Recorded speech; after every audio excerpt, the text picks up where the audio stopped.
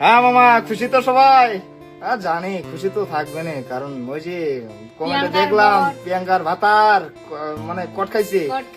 তারপর আগে কত কথাবার্তা কত কি কমেন্ট দেখলাম। যা হোক, এখন কথা হলো মেন কথায় আসি।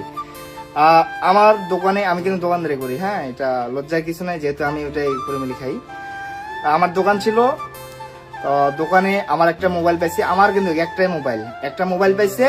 আমার ক্যামেরা ছিল, ক্যামেরা দিয়ে কি ভাই আর কিছু হয়।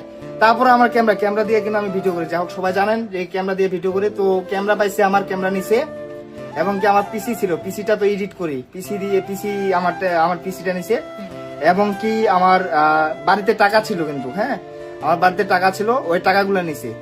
তো বলি মেন কথায় যে সিম গুলা কিন্তু আমার না, সিম গুলা হলো আরেকজনের। ঠিক আছে, আরেকজন বলতে ও আরেকটা কে সিম। ঠিক আছে, ওর বাড়িতে গেছে, ওর বাড়িতে গিয়ে ওকে ধরতে পারে নাই। তবে ওইটা ওর সবকিছু ওর। মোবাইল কটা ছিল, 3টা না কটা জানি, ঠিক আমি বলতে পারবো না, কারণ আমি তো বুঝে নাই। যা হোক, আরে মুই তো ইয়ে করে দাও।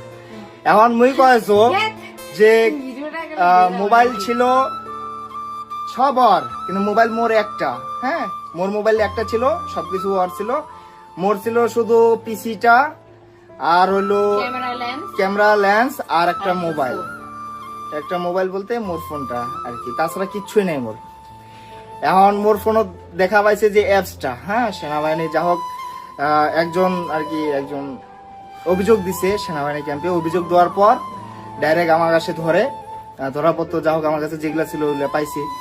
শুধু মোবাইল একটা, তাছাড়া কিচ্ছু পাই নাই। আমার বাড়িতে আসে, বাড়িতে আসার পর ওই যে ক্যামেরা পাইছে, ক্যামেরা নিছে, টাকা পাইছে, টাকা নিছে, আর কিছু পাই না।